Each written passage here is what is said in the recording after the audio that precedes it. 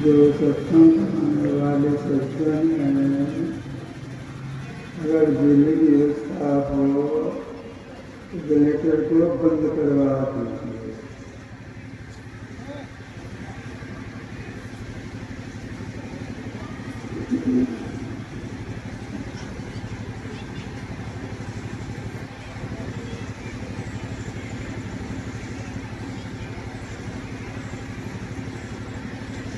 हम लोग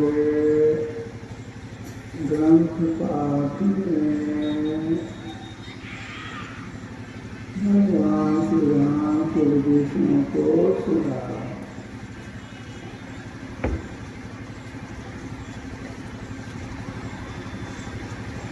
बड़े भात मांस तन पावा, नीच का शरीर बड़े भाग से प्राप्त होता है। मनुष्य का शरीर बहुत विलक्षण शरीर है, देखने में लगता है शाम का शरीर है, लेकिन यह शरीर इतना विलक्षण है। जितने तत्वों से शरीर बना है, उतने तत्वों से संसार भी बना है।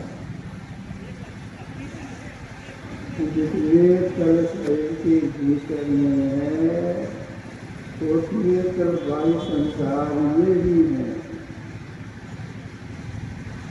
साधन के द्वारा जितने तलाव को हम भी पार करेंगे, वायु संसार के तलाव को पार करेंगे। इस शरीर के भीतर में सूक्ष्म शरीर है, कारण शरीर है, महाकाल शरीर है, जड़ती शरीर हो गए। एक चेतन शरीर भी है। जब इस स्थूल शरीर से जीव निकलता है तो परिवार के लोगों के स्थूल शरीर को लकड़ी पर उपलब्ध रहने पर जला देती। लोग समझते सब जल गया, कुछ नहीं बचा, लेकिन ऐसी बात नहीं है। 5 शरीर है, स्थूल, सूक्ष्म, कारण, महाकाल। केवल एक स्थूल शरीर जलता है, बाकी 4 शरीर रह जाता है। कितना विलक्षण शरीर है। 4 शरीर, भीतर की 4 इंद्रियां, मन, बुद्धि, अहंकार के साधन से जीव कहीं चला जाता है। कर्मानुसार कहीं चला जाता है, फिर संसार आग से भान करने के लिए, फिर सेवन करने के लिए फिर आता है। तो मनुष्य आकर के जो भक्ति प्रारंभ कर देती हैं, तो शरीर छोटे पर जीवात्मा पुनः जो विशाल आका से धन करने के लिए तो मनुष्य शरीर को मिलता है।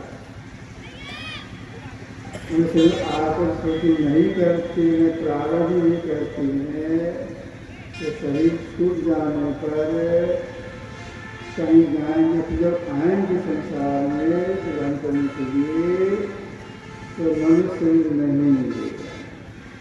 इसके बाद जो और शरीर है उसमें जाना पड़ेगा, दुखों को भोगना पड़ेगा। तो और शरीर में जाना नहीं पड़े, कम से कम मनुष्य भी मिलता रहे। इसी के लिए महात्मा ने कहा कि मौका मिला है सृष्टि करने के लिए, भक्ति प्रारंभ कर दीजिए। ये प्रारंभ करती है, उसी को महापुरुषों ने भक्ति का बीज कहा है। इसके अंदर भक्ति का बीज पड़ जाता है, वह इतना जटिल है कि जब तक कि जीव की मुक्ति न हो जाए तब तक मनुष्य गिराते रहता है, मुझे छोड़ता है। इसलिए सबों को चाहिए कि भक्ति प्रारंभ कर दे, चूके नहीं। मनुष्य भी खास को मिला है ईश्वर की भक्ति करने के लिए। अब विचार यह है ईश्वर की भक्ति हम मानव कर सकें, इसके लिए शरीर भी स्वस्थ चाहिए। जब शरीर अस्वस्थ हो जाएगा, कोई भी हो ईश्वर भक्ति नहीं कर पाएंगे। कुछ छोटे महापुरुष हो गए भक्तृहरि, इन्होंने संसार के लोगों से कहा यावत् स्वस्थ शरीरम यावत् जरा जोरितो यावत् सती रहता यावत् सयोनाश आप से तावदे विदुषाकार कृत्यो महान संगीत के भव्य को अनंत प्रकृति की दिशा।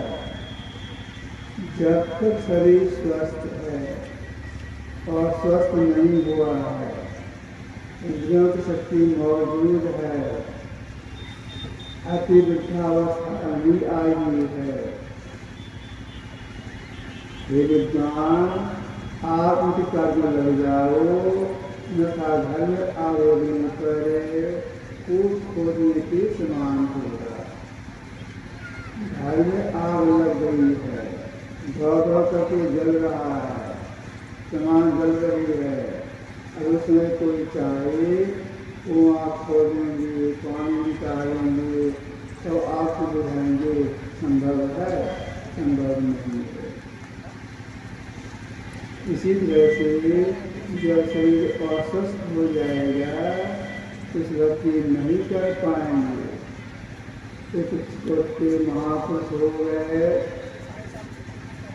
मल्लुदास जी महाराज, इन्होंने बुढ़ापे का चित्र करते हुए कहा है, क्या कहा है इन्होंने? आँखों में पड़ेगा छाला, नाक से गिरेगा नाला, लाठी से पड़ेगा पाला, जला दिंगलाएंगे।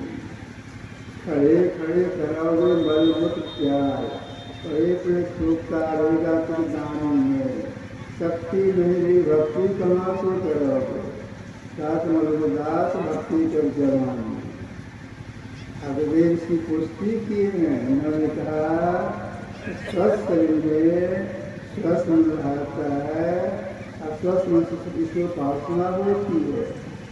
तो शरीर स्वस्थ इसका विचार करना चाहिए और समय पर खाना का जरूर करना चाहिए। कभी सीख लिए हैं तो समय पर करना चाहिए। किसकी समय करना चाहिए? महापुरुष बता दिए हैं कि ब्रह्मोक्त में कीजिए, पिछले प्रहलाद में जग जाइए, फ्रेश होकर के बैठिए। 3 बजे भोर से लगभग ब्रह्मोत्सव शुरू हो जाता है और सूर्य उदय होने की घंटा पहले समाप्त हो जाता है। इस बीच में ध्यान करना चाहिए, ब्रह्मोत्सव करना चाहिए। देखिए जो महापुरुष होते हैं ये तो कहते ही नहीं है, प्रेरणा देने के लिए स्वयं करते भी हैं। जैसे भगवान कृष्ण आदिशहरी थे, इनके समझ में आया है भागवत पुराण में कि ब्रह्मे मुहूर्ते उत्थाय वार्षमागव दक्षोपकरणे आत्मानं संशयकरम्। भगवान कृष्ण ब्रह्मोत्सव में जग जाते थे, आत्मा धोते थे, कुल्लात्मा करते थे और अपने आत्मस्वरूप का ध्यान करने लग जाते थे। ध्यान करने के लिए तल्लीन हो जाते थे। उनके देव जितना रोवां था, प्रत्येक रोवां आनंद से खुल जाता। अभी भगवान कृष्ण ब्रह्मोत्सव में जग के ध्यान अभ्यास करते थे, हम लोगों को ब्रह्मोत्सव में जग करके ध्यानाभ्यास करना चाहिए। बहुत ब्रह्मोत्सव में नहीं जगते हैं, सोए रहते हैं। बहुत से लोग शाम में भी सो जाते हैं, कहीं चाहते तो काम करके संध्या का समय है सो जाते हैं। तो रात के समय नहीं सोना चाहिए, ध्यानाभ्यास करना चाहिए। तो जो ब्रह्मोत्सव में और संध्या काल में सोती हैं उनको पाप लक्ष्य समाप्ति का सामना है। जो भगवान राम जंगल चले गए 14 वर्षों के लिए, तो उनके वियोग में उनके पिताजी महाराज दशरथ का त्याग कर दिए। उसमें भरत जी शत्रुघ्न जी काश्मीर में थे। काश्मीर में भरत जी का निहाल था कि काश्मीर की रहने वाली थी, देखने बहुत सुंदरी थी। खबर मिला वहाँ से आई, काश्मीर से आई अयोध्या, तो भाषण कर दीजिए, किसी बात मत कीजिए। सब समाचार मालूम हुआ तो भरत जी के मन में हुआ वो बड़ी माँ के मुझे होता होगा कि राम को वन भेजने में भरत का भी हाथ है। या राम जंगल के लिए जाएंगे, हम राजा बन जाएंगे, इसका भी भीतर पूरा हाथ है। शरीर की माँ भरत की माँ इस वरदान मांगी है, समझाने पर नहीं मानी। इस फुलवती को लेकर के भरत जी कौशल्या जी को प्रणाम करें। कौशल्या जी चुपचाप बैठे हैं, दुखी हालत में है। तब जाके चंद्र के प्रणाम किए। अब बहुत बड़ा शपथ खाने लग गए कि मेरा कोई हाथ नहीं है। ऐसी शपथ खाने से भरत जी बोले थे किसी कौशल्या जी से, उभय संधि श्यामस्य यत् पापं परिकल्पते तत् पापं भवेत् तस्य मनोगतः। ये माता जिनके कहने से भैया राम को मन भेजा गया हो तो वही पाप लगे जो दोनों संतान समय कोई उसको प्राप्त होता है। जो ब्रह्मोत्सव में सोचते हैं, संध्या काल में सोचते हैं, उनको पाप लगता है। यह काम नहीं करना चाहिए। जो ब्रह्मोत्सव में जग के ध्यानाभ्यास करते हैं, जो महापुरुष दूर में है, हिमालय की तंत्रा में है, तो अपनी शक्ति देश साधक के पास और उनकी शक्ति को पा करके साधक में ध्यानाभ्यास करने में मुक्ति करता है, मुक्ति प्राप्त करता है। और जो सोए रहते हैं कुछ भी नहीं होता है, पता हो जाता है उनको। मुझे आसन विराजमान पूर्वान ग्यारह बजता होगा, अपने निवास कमरे से भी बाहर निकले, बनामते पर टहलने लग गए। उत्तर तरफ से टहलते हुए बांधे पर दक्षिण की आ रही थी।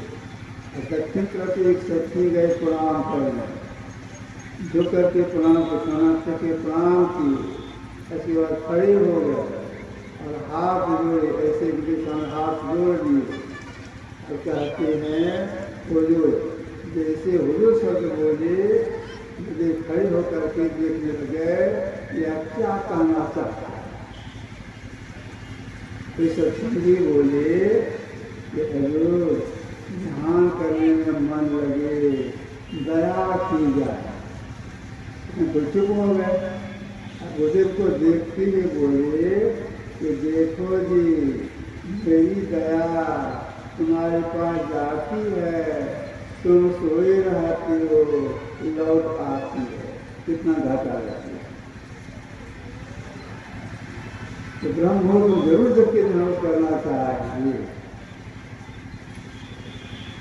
इसके बाद दिन में स्नान करने के बाद तुरंत, क्योंकि स्नान करने से माथा ठंडा हो जाता है, जब करने में मन लगता है। वो लोग करते क्या है, स्नान करके आती हैं तो दूसरे काम में लग जाती हैं, साल बट जाता है, तब बैठते हैं, दो चार मिनट बैठते हैं फिर उठ जाती हैं। इसे काम नहीं चलेगा। एक नियम बना लेना चाहिए, स्नान करके आए हैं तो हमको पहले जप ध्यान कर लेना है, तब और काम करना। तो स्नान करने के बाद तुरंत बैठना चाहिए। इसके बाद दिन की समाप्ति, रात का शुरुआत, यह संधि वेला है, इसमें जरूर बैठ के ध्यान करना चाहिए। और लोग करते क्या, इसमें में टहलते हैं, कोई जलपान करते हैं, कोई भोजन करते हैं, कोई आदमी पढ़ते भी है, इधर की बात करते हैं, जहाँ करके नहीं बैठते हैं। बहुत लोग सोते भी हैं। देखिए, सोने से आपको लगता है या धर्म की हानि होती है। महाभारत में एक प्रसंग है, मैं सुनाता हूँ आप लोगों को। जरत्कारु नाम के एक छोटे महापुरुष, नाम याद रखिएगा, जरत्कारु। संत जो छोटे महापुरुष, उनकी एक अलग मौज होती है। जब आवाज़ कम कर दीजिए, बोलने के पहले आवाज़ किस लेता, बोल जाता नहीं, तो आवाज़ की कम कीजिए। जो महापुरुषों की एक अलग मौज होती है। जब तारू नाम छोटे महापुरुष थे, ये कहीं जा रहे थे, कुछ बोलते जा रहे थे। क्या बोलते जा रहे थे? मेरा नाम जरत्कारु है, हम शादी करना चाहते हैं, शादी हम उसी से करेंगे जिसकी का नाम जरत्कारु है। एक बार। दूसरी बात यह है, शादी होने के बाद उसी को काम करना पड़ेगा, हम अपना जब काम करेंगे, उस कमा को खिलाना पड़ेगा। क्या अगर किसी को मंजूर हो जाए तब बात करें हमसे। ये कहते जा रहे थे, एक आदमी ने सुना, क्या सुनिए महाराज जी, आपका नाम जरत्कारु है? हाँ। आप शादी करना चाहती हैं? हाँ। लड़की का नाम जरत्कारु है? क्या ठीक है, मेरी बहन का नाम है जरत्कारु, विवाह की योग्य हो गई है, शादी कीजिएगा? तो बुला पड़े लड़की को, बहन को बुला, उनको बुलाया, क्या नाम है? तो जरत्कारु। शादी करेगी? करेंगे। मेरी बात तो नहीं काटेगी? नहीं काटेंगे। ठीक है। शादी होने के बाद जो हम करते हैं अपना जब हम वही करते रहेंगे, सत्संग करते रहेंगे, तो नहीं को काम करना पड़ेगा, कमा को खिलाना पड़ेगा। मंजूर है? कहिए भी हमको मंजूर है। सुनो, अगर मेरी बात तुम काट देगी या मेरा अपमान कर देगी तो हम तुमको छोड़ के भाग जाएंगे, तुमको कोई आ सकती नहीं। अपमान तो नहीं करेगी? नहीं, अपमान नहीं करेंगे। ठीक है, बातें हो गई, शादी हो गई, एक साथ रहने लग गए। एक दिन जो महापुरुष थे जिनका नाम जो तारू था, इस संध्या काल में सो गए। महापुरुष मौज होती है, सो गए। उनकी पति जो तारू तब कही सूरज होने को है, आइए सोए ही है, अगर सोए रह जाएंगे सूर्य अस्त हो जाएगा, घर की हानि हो जाएगी। क्या जगाना भी नहीं जगा, अगर जगा देंगे तो ये तो बड़े क्रोधी अक्षुरी महापुरुष भी हैं, हो सकता है हमको छोड़ के भाग जाए तो हमको जला भी सकते हो, इतनी शक्ति कर देना है। तो क्या करें? सोच तो मन में आया, हम तो इनके घर पत्नी है, अब ये सो गए हैं, घर हानि नहीं हो तो जो कष्ट सहना पड़े हमको हम सहेंगे, हम जगा देंगे, घर की हानि नहीं हो। हिम्मत कस करके वह जाती है, ऐसे पैर को छूती है और धीरे से बोलती है, पतिदेव सूर्य अस्त होने को है, जगिए। और जैसे कहा जगिए, जग तो गए, तलवे गरी मगज पर चढ़ गया। तुमने मेरा अपमान कर दिया, मैं सोया रहूंगा, सूर्य अस्त हो जाएगा। ये कितनी सपन जरूरत थी, मैं सोया रहूंगा, सूर्य अस्त हो जाएगा, तो मेरा अपमान कर दिया, अब मैं तुम्हारे पास नहीं रहूंगा। कितना भी नहीं हो रहा कि उनके पास नहीं है, दूसरे के लिए। अब देखिए, सूर्यास्त के समय में सोए थे, जब हानि नहीं हो, कष्ट को सहकर कर पति को जगा, हानि नहीं हो। तो सूर्यास्त समय में कभी भी नहीं सोना चाहिए, भोर में नहीं सोना चाहिए। एक छोटे महापुरुष हो गए संत रंगदास जी महाराज, उन्होंने कहा जागे ना पिछले पहर, चरैन दुर्मत जा, मुँह फाड़े सोबत रहे, ताकू लागे खा। जागे ना पिछले पर अगर नहीं जगते सोए रहते हैं, ताकू लागे खा, उनको पाप लगता है। आप तुम्हारे लगता है कि ये बनेंगे, तुम आप दीवानी को मान करके तुम वोट न करना चाहिए, स्नान करने के बाद करना चाहिए धन्यवाद, और संध्या काल करना चाहिए। और सोने के समय में भी बैठते हो या लेटते हो, जब ध्यान करके सोने का प्रयास करना चाहिए। जो लेटे लेटे जब ध्यान करके सोते हैं तो अच्छा स्वप्न होता है। अच्छा स्वप्न यह होता है कि सत्संग कर रही हैं, किसी साधु महात्मा दर्शन कर रही हैं, गुरु महाराज का दर्शन हो रहा है, ऐसा अच्छा स्वप्न होता है। स्वप्न में महापुरुषों का दर्शन आध्यात्मिक का सूचक है कि हम लेटे लेटे जब दान कभी जरूर करते रहना चाहिए।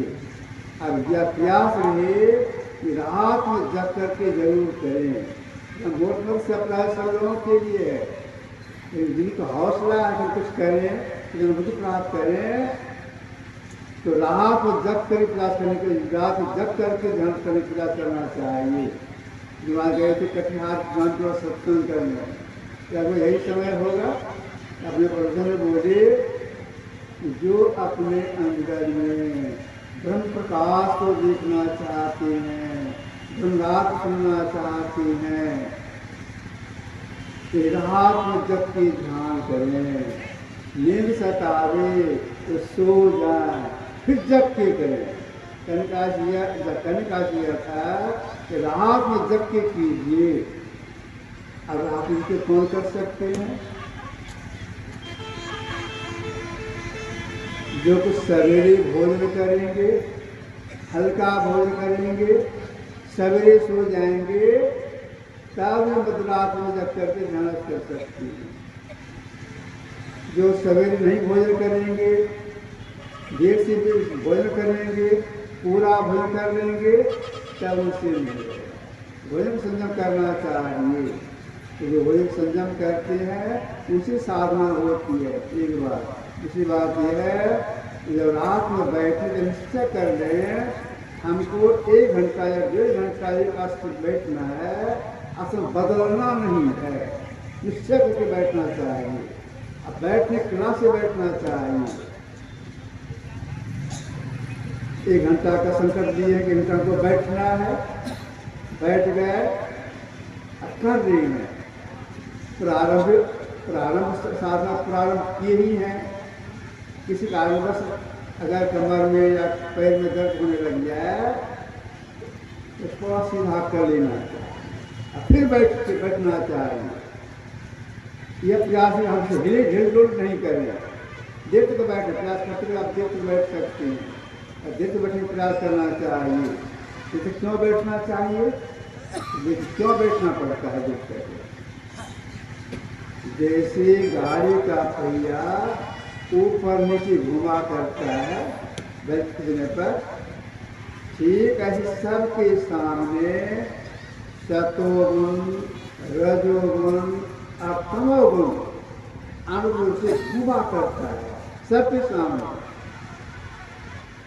जब बैठने ध्यान करने के लिए सामने में तमोगुण प्रधानता रहती है, तो जब करने मन नहीं रहता है, चाहे माँ बाप मोड़ करेंगे, तो तमोगुण प्रधानता रहेगी, प्राप्त आती बात को आएगा नहीं। हमको यह उसने कहा था, हम यह कर देंगे। हमको उसने गाली दिया, हमको मार दांत से मार देंगे, पूरा पाती बात कौन होता है, तमोगुण प्रधानता है। ऐसा कपड़ा पहनेंगे, ऐसा मकान बनाएंगे, यह गाड़ी लेंगे, वह गाड़ी लेंगे, यह सुख मौज करेंगे, बिल्कुल प्रधानता है। और जब सतुर प्रधानता सामने आती है तब मन में होता है, अरे बैठा था जब ध्यान करने के लिए, कहाँ पास कौन सी बातों में लग गए। जब ध्यान करो तब जब ध्यान करो मन करने लग जाती है तो मन में अनुभूति हो जाती है। तो सतुर प्रधानता मेरे सामने आ जाए, इसी के लिए महापुरुष का देर तक बैठिए। इतने बड़े महापुरुष सबका ही कहना, देर तक बैठिए, एक से देर तक बैठिए, और बैठने कला से बैठिए, तब सफलता मिलेगी, कुछ अनुभूति होगी।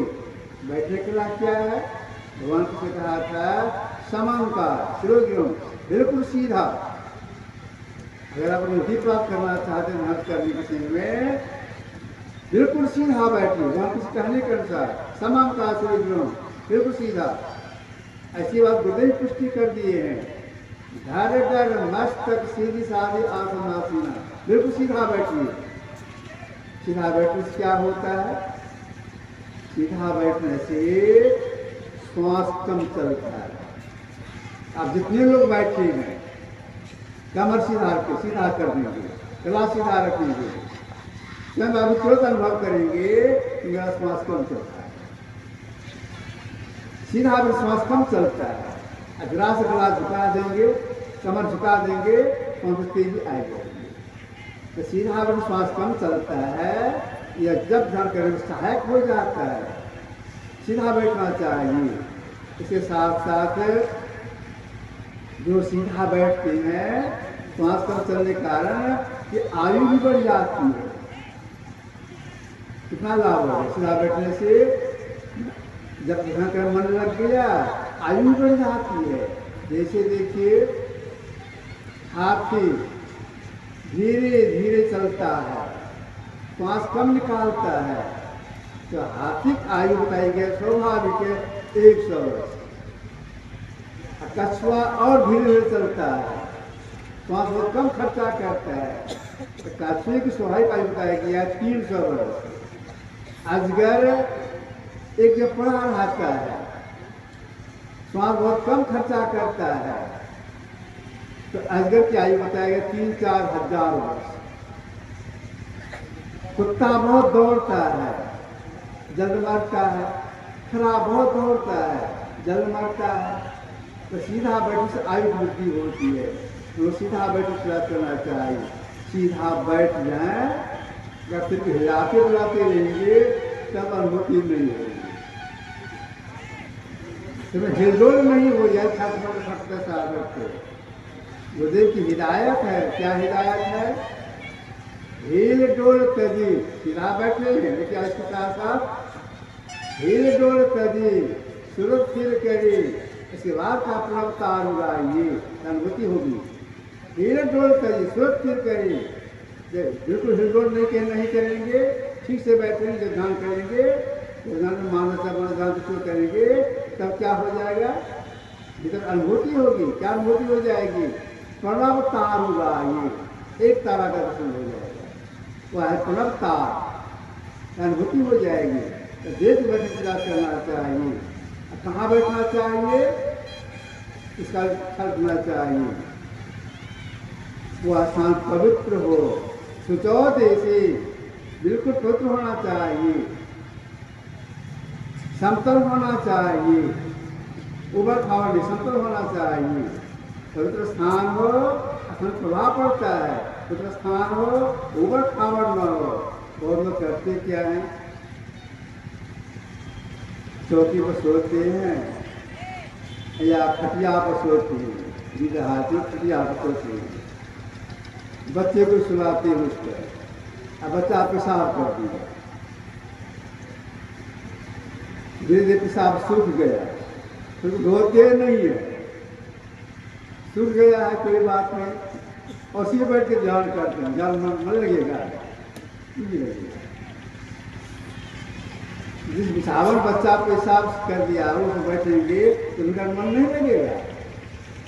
एक आसनी रखना चाहिए साधक को अलग में। जब ध्यान करने का मन हो जाए तो नीचे चौकी पर सोते हैं, खटिया पर सोते हैं, तो नीचे बिछा लेना चाहिए। शरीर को कपड़े ढक लेना चाहिए। जहाँ बता से वहाँ नहीं बैठना चाहिए। बता के क्या बोल देगा, कुछ कहना है। एक आसी बना के अलग बैठना चाहिए। ऐसी सोचते हैं तो उसे साफ सुथरा रहे, पवित्र रहे, तब बैठना चाहिए, तब मन लगेगा। जब ध्यान करने मन लग जाए इसके लिए और कुछ करना पड़ता है साधक को। क्या करना पड़ता है? ऊपर से तो दिल मिला, भीतर फांके तीर, ऐसा भी बना के रखना पड़ता है, तब उसे जब ज्ञान होता है। ये तो नहीं होता है। ऊपर से तो दिल मिला, भीतर फांके तीर, मतलब परिवार हिल के रहेंगे, समाज हिल के रहेंगे, देश की सेवा करेंगे, तो भीतर से व्यक्ति कोई आसक्ति नहीं। जैसे खीरा ऊपर से लगता है एक समान, काट खाने के भीतर 3 फांक अलग अलग। ठीक ऐसे अपने बना के रखना पड़ेगा। भीतर बिल्कुल अलग अलग, कोई अपने नहीं, सब पराये पराये, अपना कोई भी नहीं है, सब पराये पराये है।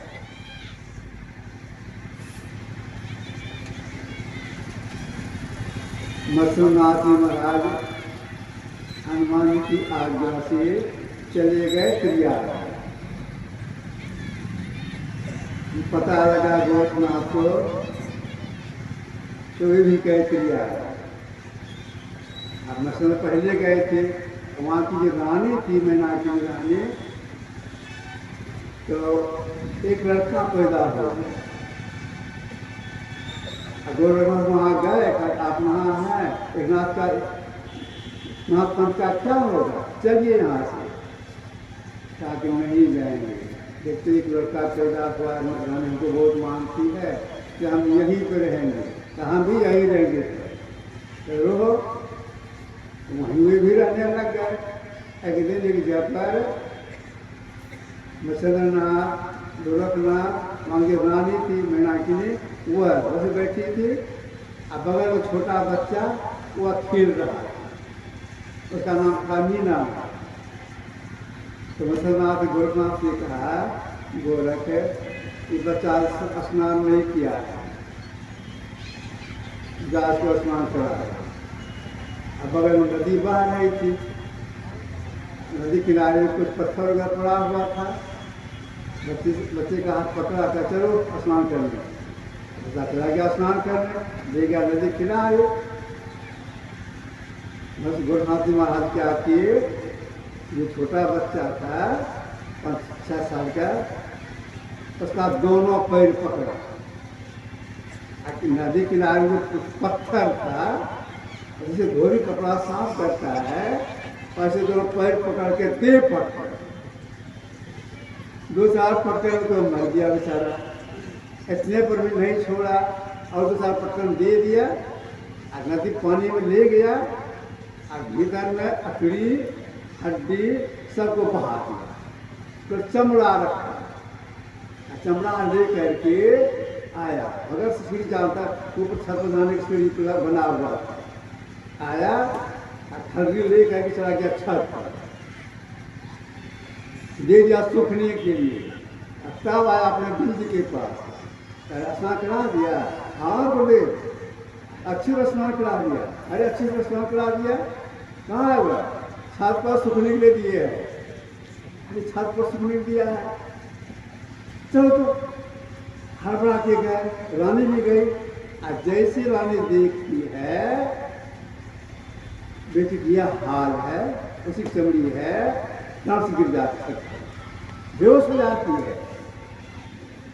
जब होश में आती है तब छाती पीटती है, हाय मीनानाथ, हाय मीनानाथ।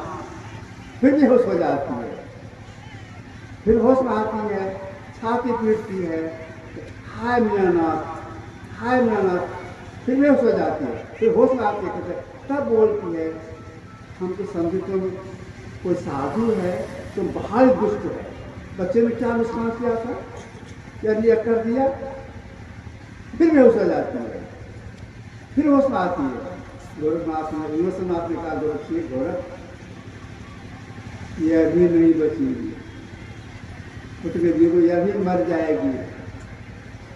तुम जोगी हो, इसकी बेटी जिला दो। ठीक है गुरु। जब होश में आई तो गुरुनाथ ने कहा रोना बंद कीजिए, रोना बंद कीजिए। आपको बेटा चाहिए? हाँ हमको बेटा चाहिए। हमको बेटा दे दो। क्यों मेरी बेटी मार दिया? पहले रोइए मत, हम तो आपको बेटा देती है। क्या कि गोरखनाथ जी महाराज जो खरीद वहाँ पर रखा हुआ था उसको एक टक से देखने के साथ खरीद तो अदृश्य हो गया। 108 पैसा ही बच्चा उत्पन्न हो गया। 108 वही बच्चा 108 के रूप में आ गया। 108 बच्चा बन गया। वैसा मुँह कान सब वैसा ही, वैसा कपड़ा सब एक तरह का। 108 को अपनी माँ की ओर देख रहा है, आँख में वाला पानी भरा हुआ है। गोरखनाथ का रानी जी आप एक ही पुत्र है, एक पुत्र बोल रही थी। हाँ तो इसमें से एक को आप निकाल दीजिए। अब एक ही बेटा है, एक को निकाल दीजिए। हम किसको कहें मेरा बेटा नहीं है, सब एक समान है, सब हमें को देख रहा है, आँख में वाला पानी भरा हुआ है। हम किसको कहेंगे मेरा बेटा नहीं है? आप एक ही बेटा है ना। जब एक बेटा आप अपने बेटा नहीं पहचान सकती हैं, आप रोती क्यों है? ये बेटा नहीं पहचान सकता, रोती क्यों है? आसक्ति आपको क्यों किसमें है? अच्छा आंख बंद किए, आंख खोले, 107 गैर एक सामने। अब देखिए अपने बेटे हैं नहीं पहचान सकते, उसे संसार में कैसे रहना चाहिए? जल कमल वक्त तब उसे साधना होती, तब अनुभूति होती है। पहले संसार से तोड़ी आवे तब बात क्या की पूछेगी। तलवार दो है म्यान एके, इस महात्मा में कीजिए जी। मीठे पर दूर करो, करो प्रेम पर कीजिए जी। कल तो जब शिष्टा कर रहा क्या की लीजिए जी। सामने का म्यान एक है, तलवार दो है। मैदान में तलवार घुसा कर रखा जाता है, एक म्यान में एक दूसरा घुसता क्यों नहीं? आपने संसार भी बने, परमार्थ भी बने, संभव है, संभव नहीं। अपने को वैराग्य में लाना पड़ेगा, नष्ट होकर संसार रहना पड़ेगा, तब ही तो प्रयोग की अनुभूति प्राप्त होगी। अनाथ शब्द में रोग भाई नमन पड़े दुखदायक जिंदगी बनी है। तो संसार कैसे रहना यह रखना चाहिए और समय पर बैठ करके जरूर ध्यानावश करना चाहिए, चूकना नहीं चाहिए। ये आवश्यक पर रखा, आगे सुनेंगे। श्री सदगुरु महाराज की जय।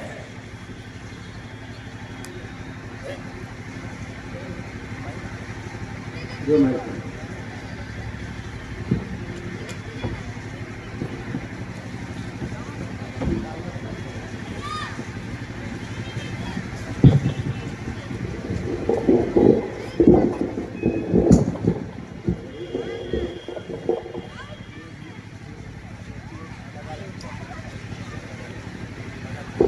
श्री सदगुरु महाराज की जय।